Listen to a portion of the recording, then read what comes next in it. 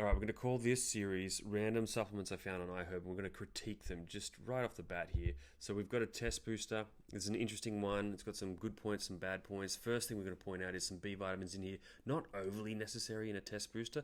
Maybe the B6 to help reduce a bit of prolactin, which can get in the way of your sex drive. However, they've used the wrong form. This is the pyridoxine hydrochloride form. This can build up to toxic levels in the body. You've probably heard about it in the news lately. You want the P5P form, okay? So when you're looking for this, look for P5P. It should say pyridoxal 5-phosphate or just P5P. So keep an eye out for that. That's a bit of a red flag. Not enough here to do any damage, but you know, if you stack that with a multivitamin with the wrong form and with a sleep formula with the wrong form, and you know, it starts to build up and up and up, not a great thing. Don't want to see it in formulas, just period, wherever possible.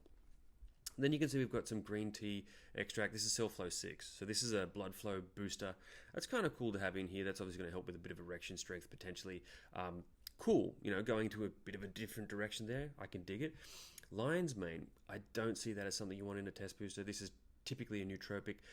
It's been shown in studies to reduce some DHT levels, which is a very, I guess, libido boosting metabolite of testosterone.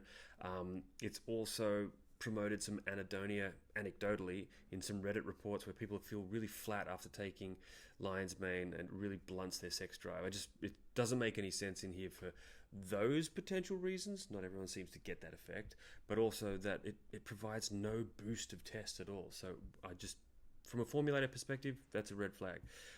Ashwagandha, look, this is great for reducing cortisol. I'd like to have it before bed where possible, so you would then take this product before bed, in my opinion.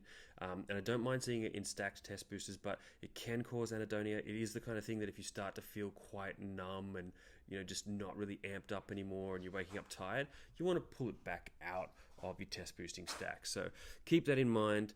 Then we've got some Shilajit, you know, tick for that, 400 milligrams. This is the Primavire, the studied form. It was studied at 500 milligrams. Not sure why they didn't just go 500 milligrams, but hey, that's okay. It would still do something. And then we've got Tribulus here. This is a useless dose of Tribulus. 250 milligrams is a quarter of what you really want from Tribulus. You want 1,000 milligrams wherever possible.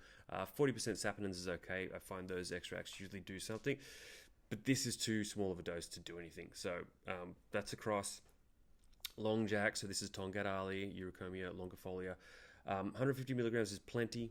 You know, this notion that you need about 600 milligrams that Andrew Huberman sort of put out there is really just not necessary. I can get a massive kick out of 50 milligrams of Tongadali. 150 is plenty. No specification of the extract, whether it's 101, 201, whether it is the